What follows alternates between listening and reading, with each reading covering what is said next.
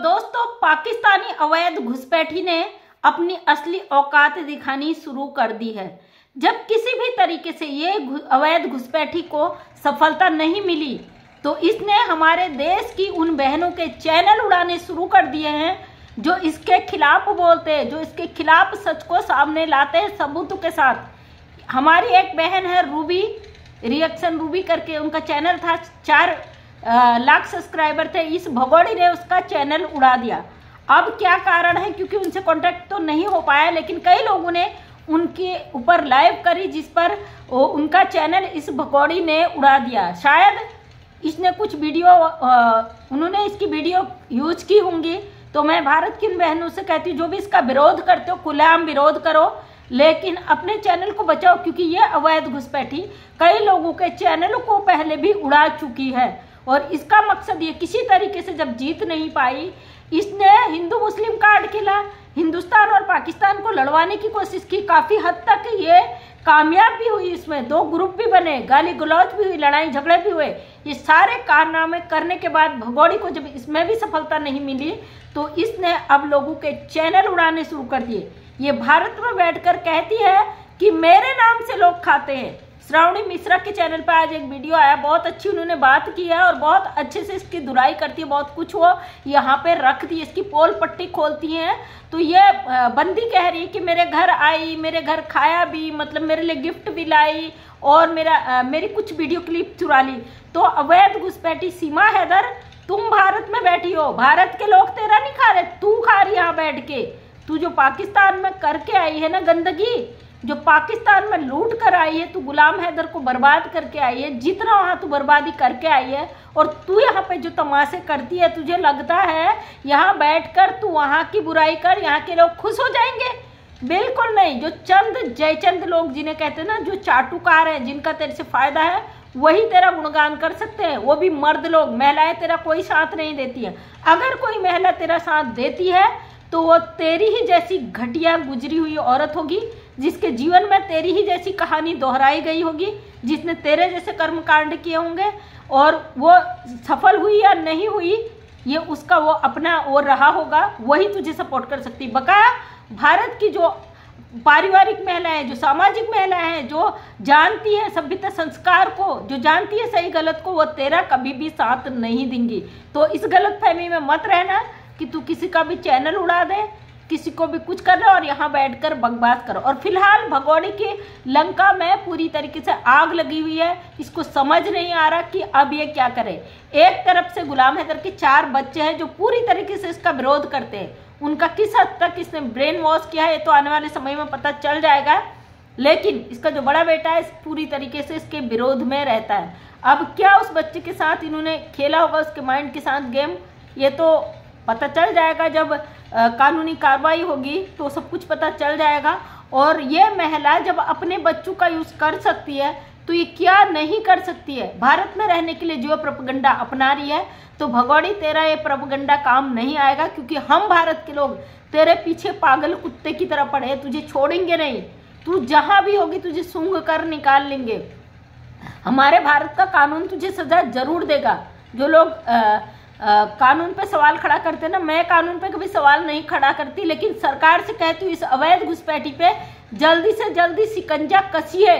किस तरीके से हमारे ही देश में बैठ के हमारी सरकार को ये चैलेंज कर देती है हम लोगों के खिलाफ, और हमें ही धमकियां दे देती है। कभी कभी तो हमें लगता है कि सीमा हैदर इस देश में नहीं आई है, शायद हम किसी और मुल्क में आ गए हैं, और हमारे देश की नागरिक सीमा हैदर ये हमारी जो राजा है, हमारे सर पर बैठकर राज कर रही है, और इसका शासन नहीं मानने की हम सजा भुगत रहे हैं। हमें ऐसा फील होता है कभी कभी, क्योंकि एक अवैध घुसपैठी के इतने बड़े जो हथकंडे यहाँ पे चल रहे हैं, कहीं ना कहीं हमको अपनी अपनी कमजोरी महसूस करती है। लेकिन यहीं पे मोबी मलिक सर ने यह भी बात कही है कि इस भगोड़ी को जितनी हरकतें हैं करने दीजिए, इसी के आधार पर इसको और भी बड़ी सजा मिलेगी। हमको सीमा हैदर को सजा नहीं चाहिए, हम नहीं चाहते बिल्कुल भी इसे सजा हो। हम चाहते हैं सीमा हैदर अपने मुल्क डिपोर्ट हो।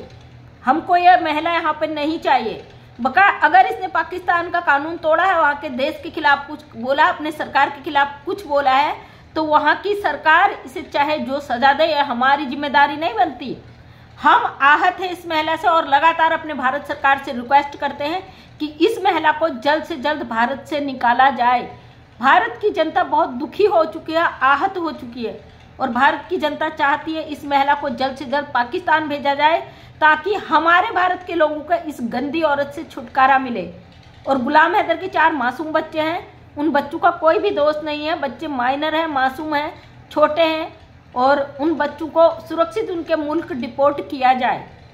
और दोस्तों बहुत यहाँ पे सोशल मीडिया पर गंदा खेल चल रहा है। सीमा हैदर के जो चंद चाटुकार हैं वो बरगलाने की कोशिश कर रहे हैं, रंग बदल कर आने की कोशिश कर रहे हैं, क्योंकि आपने देखा सोशल मीडिया पे जब से गुलाम हैदर का केस चला है तो कई प्रकार की यहाँ पे बातें हुई हैं। लोगों ने तरह तरह की अफवाहें, कभी गुलाम हैदर के सपोर्ट में, कभी विरोध में, कभी फिर दल बदल देना, तमाम चीजें आप देख रहे हो।